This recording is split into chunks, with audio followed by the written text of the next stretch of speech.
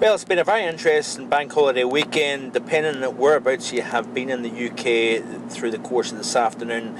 Temperatures in and around Greater London knocking the door of 29 Celsius, a record-breaking early May bank holiday weekend for the British Isles. But further north, up across northern Scotland, it has been anything but warm. In fact, jackets have been required on the western shores of Orkney. Why has that been the case? It's been cloudy, it's been misty, and it has only been 7 Celsius late this afternoon. At the exact same time, it has been around 28.5 degrees around the Greater London area. So what a contrast it has been.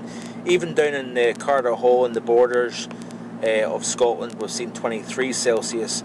And even down on the southwestern coast of Wales, we've only seen 9 Celsius.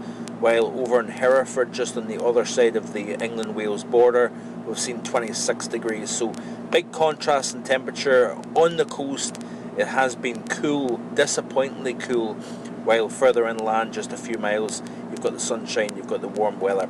Looks as if we are going to see more Atlantic low pressure coming in through the second half of this work week. This is the latest GFS, and you can see here that area of high pressure gives way to low pressure once again. The core of that high is essentially pushing into northwestern Russia, lowering the heights over Western Europe and allowing Atlantic low pressure to come back into the picture once again.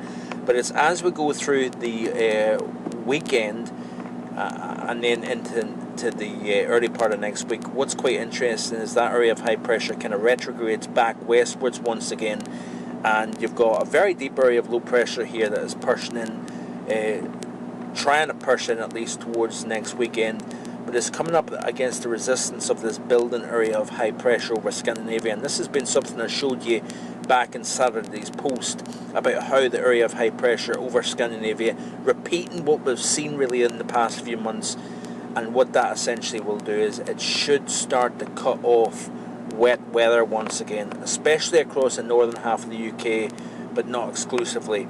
We are going to see disturbed weather trying to move its way in, but once you start to build that height field once again to the north over Scandinavia, we're going to start to see these areas of low pressure push and bounce off that high and get retrograded back west-southwest once again. So we have got a battle zone, so to speak, coming up.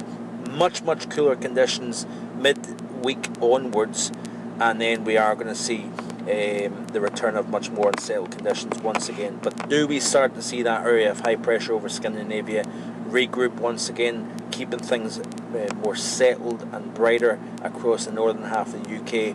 I think that is going to be the case. Thanks for watching. Hope you have enjoy the rest of your bank holiday weekend, and I'll be back in the next few days with more. Bye for now.